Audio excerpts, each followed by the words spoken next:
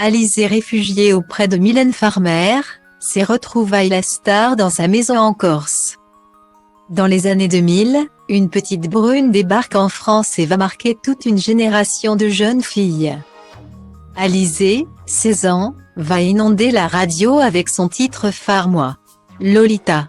22 ans plus tard, la chanteuse vit désormais en Corse, avec son époux, Grégoire Lyonnais, et ses 2 filles. Âgée de 17 et 3 ans. Une vie paisible que l'artiste a accepté de dévoiler dans le portrait de la semaine de l'émission Saint-Quentin-Cid.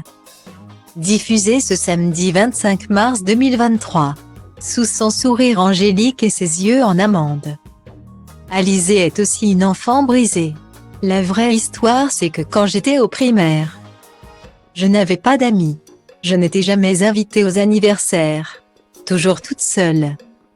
On se moquait un peu. J'avais des lunettes, confie-t-elle à Nikos Aliaga. Alizée revient alors sur cette violence et la façon dont la musique l'a en quelque sorte sauvée. Ce n'était pas du harcèlement scolaire mais c'était les prémices.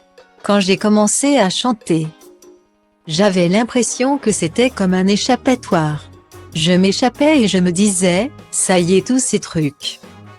Ces embrouilles de gosses, d'ados. Moi je travaille avec des adultes et je ne vais plus voir ça.